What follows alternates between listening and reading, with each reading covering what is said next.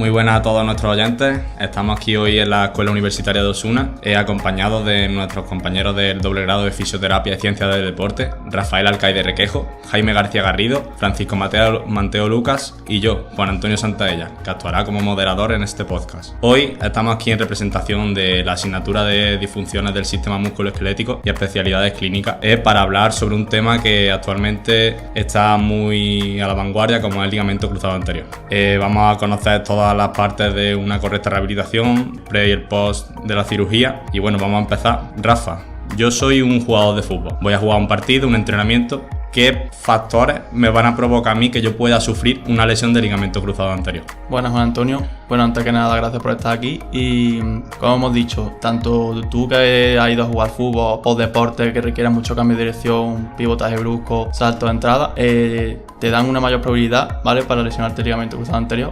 Ya dentro del terreno de juego, explicando cómo se produce el mecanismo lesional, imaginémonos que tu pierna está dividida de cadera hasta rodilla, parte superior, y de rodilla a tobillo, parte inferior. Vale, tú con esa pierna anclada al suelo, jugando, tu parte superior va hacia adentro y tu parte inferior va hacia afuera, provocando lo que comúnmente conocemos como valgo de rodilla o rodillas para adentro. Esto supone un aumento de la carga del ligamento cruzado anterior. Otro mecanismo más raro, pero que también puede producir este tipo de lesión, un traumatismo directo o una hiperflexión de rodilla. Además, cabe destacar que el mayor porcentaje de lesión no son en traumatismos directos o en golpes, sino que son en entradas en decisión, en errores en decisiones, ¿vale?, que se conoce como errores neurocognitivos, y ocurre cuando un defensa te está presionando, cuando tú miras hacia un lado o hacia otro, no sabes qué hacer. En esos momentos son cuando ocurre en mayor porcentaje este tipo de lesión. Después, factores de riesgo que aumentan podría ser un índice de masa corporal elevado, lo cual lleva a una mayor carga en nuestros miembros inferiores, un valgo de rodilla, como hemos comentado anteriormente, que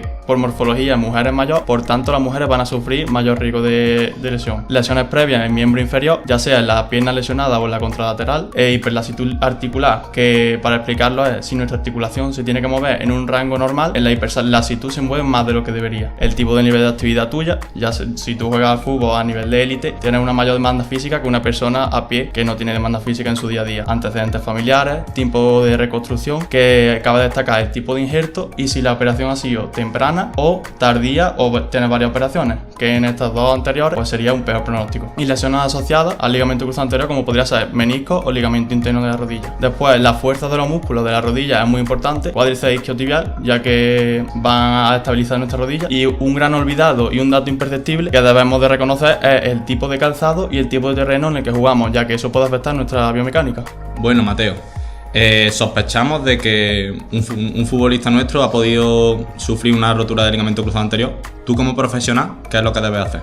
Imaginemos que nosotros nos rompemos el ligamento cruzado anterior en un partido. Lo primero que debemos de hacer es visitar al médico especialista. Este va a realizar una serie de test específicos y unas pruebas de imagen, y va a realizar un diagnóstico totalmente certero. A partir de ahí va a decidir el tratamiento que vamos a requerir. Y bien, el ligamento cruzado anterior, el principal tratamiento suele ser la cirugía. Hay diferentes tipos de cirugía, pueden desarrollarse a través de autoinjertos, es decir, nos quitan un cachito de tendón de diferentes estructuras, pues que puede ser o de isquiotibiales, o del tendón rotuliano, o del tendón del cuádriceps, o de un aloinjerto, que es le quitan un cachito de tendón a un cadáver, ¿vale? Bien, el más común en deportistas de alto nivel es el del tendón rotuliano. ¿Por qué? Porque tiene diferentes fibras. Tiene tanto fibras tendinosas como fibras ligamentosas. Y esto se va a adaptar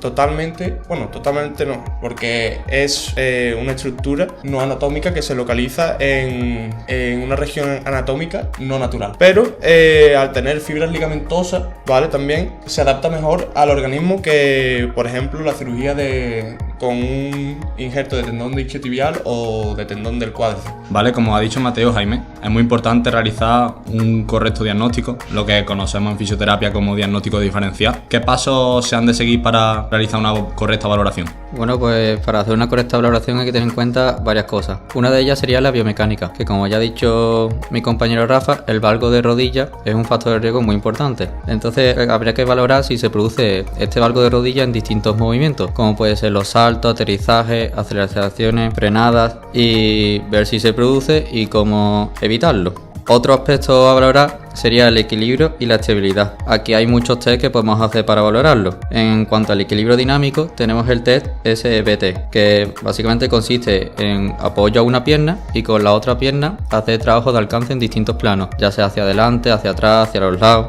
Y para la estabilidad voy a mencionar dos tests muy importantes. El test BSS, que básicamente consiste en mantener el equilibrio en 3 posiciones. Una de pie, otra a pata coja y otra con un pie detrás de otro. Y hacerlo en 2 superficies. Una plana, como puede ser el suelo, y otra más blanda, como puede ser como espuma. Y el otro test sería el Store Stand, que te pones en posición de cigüeña, a pata coja y con la otra pones la planta del pie en el muslo contrario y aguantas el equilibrio. En este aspecto de estabilidad y equilibrio es muy importante que las 2 rodillas tengan unos niveles muy parecidos para así evitar que se vuelva a romper el cruzado. Otro aspecto que tenemos que tener en cuenta en la valoración es el rendimiento funcional unilateral de cada pierna. En este aspecto lo que vamos a hacer es hacer muchos test de saltos unipodales, ya sea hacia arriba, vertical, horizontal, hacia los lados, test de 3 saltos seguidos hacia adelante, así hay muchísimos. Y también en cuanto a rendimiento funcional tenemos la prueba funcional de prueba de salto, que básicamente consiste en un salto con las 2 piernas y aterrizaje. Y aquí pues vamos a valorar tanto la fuerza como la estabilidad. Y por último, como yo creo que ya sabe todo el mundo, la fuerza es muy importante en todas las lesiones. Y aquí tenemos 2 corrientes.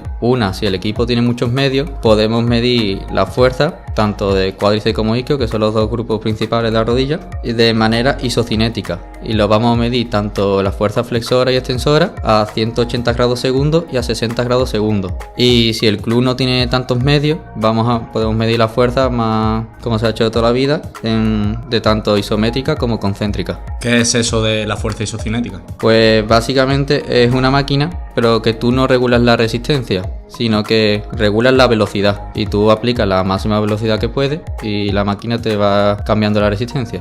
Vale, interesante.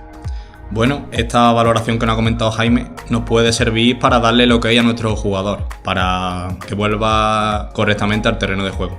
Mateo, para conseguir llegar a este punto en el que el futbolista puede volver a competir, ¿cuál sería un correcto protocolo a seguir? Bien, Juan Antonio. Actualmente hay diferentes protocolos respaldados por la literatura científica. Hay actualmente en torno a unos 6 o 7, pero más o menos tienen todas las mismas características. Bien, nosotros como fisioterapeutas, lo primero que vamos a realizar es una buena fase preoperatoria. Vamos a preparar al deportista para que pueda recuperarse lo antes posible de esa cirugía, ¿vale? Justo después de operarse nuestro deportista, vamos a realizar una fase postoperatoria inmediata en lo que nuestro principal objetivo es reducir tanto la inflamación como el dolor de nuestro deportista. Una vez pasemos de dicha fase, que serán unas 2 semanas más o menos, vamos a desarrollar una fase de rehabilitación precoz, ¿vale? Que consiste en un aumento de la movilidad y del rango articular, además de una mejora de la fuerza, porque ya vamos a ir incrementando la carga en torno a la bipedestación, es decir, ya vamos a pasar de estar en sedestación o en decúbito, es decir, tumbado en la cama, a andar ya con muleta, ¿vale? Esto va a desarrollar la fuerza muscular, ¿vale? Y la propiocepción de nuestro deportista. Posteriormente vamos a pasar a la fase de deambulación, es decir, vamos a quitar la muleta y vamos a andar normal, reeducando el gesto de la marcha. Y por último, y la última fase antes del return to play, conocido como el retorno deportivo, es el control neuromuscular. Es decir, esto lo vamos a dividir en 3 subfases. Una fase inicial, ¿vale? En la que nuestro control neuromuscular lo vamos a asociar a diferentes estímulos simples. Después vamos a pasar a una fase asociativa, en la que vamos a integrar estímulos más complejos, desarrollando dicho control muscular hacia estímulos más específicos. Y por último,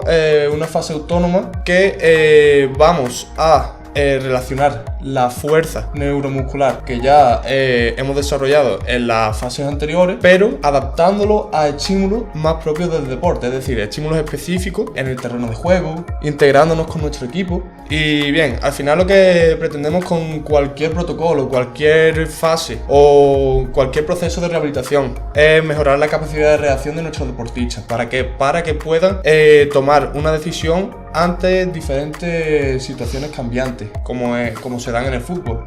Cualquier situación de juego es cambiante y el objetivo de esto es disminuir el riesgo de lesión de nuestros deportistas y que por tanto no recaiga. Pues sí, muy interesante. Bueno, ya sabemos que en estos tipos de lesiones que son muy largas es muy importante el trabajo de un conjunto de profesionales, no solamente el fisio, el redactador.